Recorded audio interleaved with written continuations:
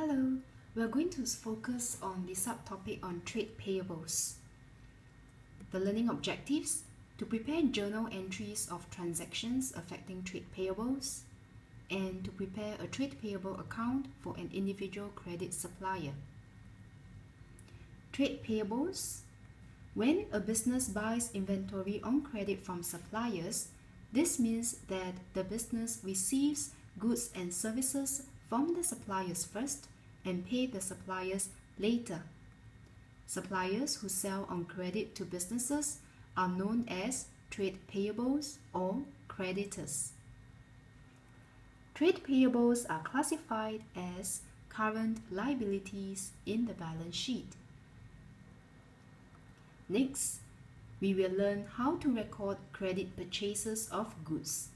The journal entry is: debit inventory as asset increases, credit trade payable as liability increases. This is so because the business has not paid for the goods purchased. Take note that the amount is after trade discount. Sometimes goods can be defective or faulty, so the business will return goods back to the supplier. In this case, the journal entry is: debit trade payable as liability decreases, since the business is not going to pay for the goods returned to supplier.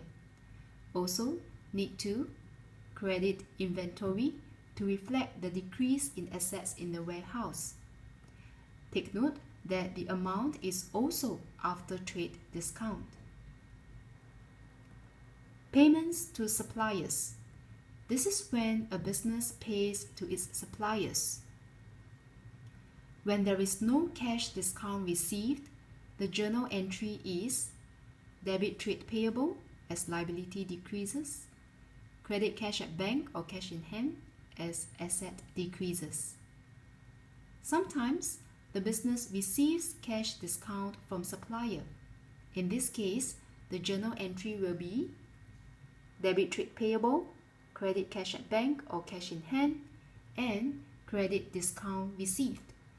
The business will credit discount received as it increases the income of the business. In summary, a trade payable ledger account will look like this. The opening balance is the amount owed to the trade payable on the first day of a month. It is a credit balance as trade payable is a liability which has a down-up nature. When the business buys goods on credit, the trade payable account increases as the amount owed to creditor increases.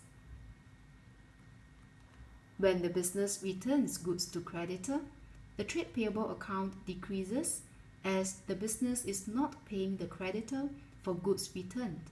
As such, the amount owed to creditor decreases.